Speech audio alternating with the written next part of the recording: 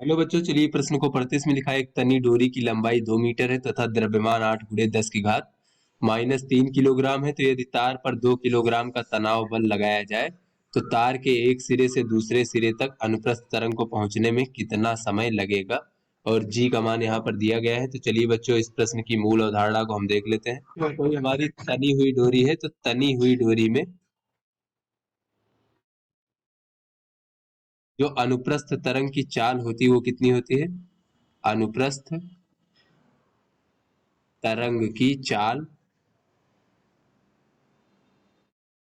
बच्चों चाल v बराबर होता है वर्गमूल t भागे स्मॉल m, जहां t क्या है बच्चों, ये तार में या डोरी में तनाव है, और स्मॉल m क्या है, ये इकाई लंबाई का द्रव्यमान है, प्रति इकाई लंबाई का द्रव्यमान, डोरी के प्रति इकाई लंबाई का द्रव्यमान।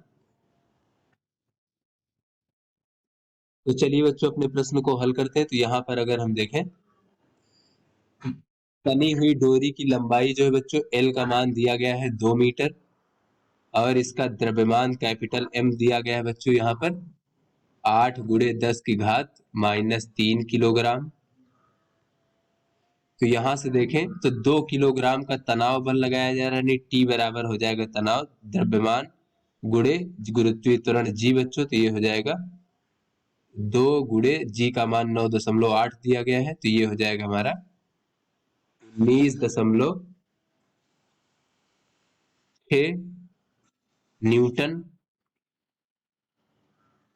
तो यहाँ से बच्चों अगर हम स्मॉल m देखें, प्रति इकाई लंबाई का द्रव्यमान, तो ये हो जाएगा कैपिटल M यानी कुल द्रव्यमान भागे कुल लंबाई। तो यह है 8 गुणे 10 की घात -3 किलोग्राम, कुल लंबाई 2 मीटर है, तो ये हो जाएगा 4 गुणे 10 की घात -3 किलोग्राम प्रति मीटर।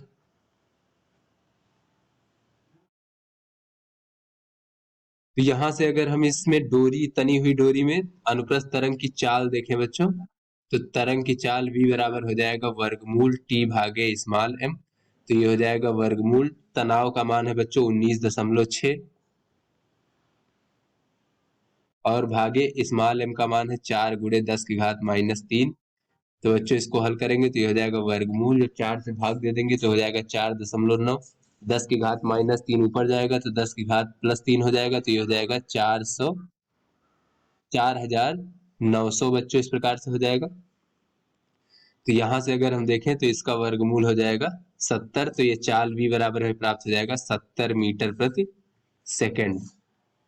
तो बच्चों ये अनुप्रस्थ तरंग की चाल हो गई। तो डोरी में जो है अनुप्रस्थ तरंग को एक सिरे से दूसरे सिरे तक पहुंचने में कितना समय लगेगा। तो यहाँ पर बच्चों अगर हम समय बराबर देखें तो समय बराबर हो जाएगा दूरी बटे चाल।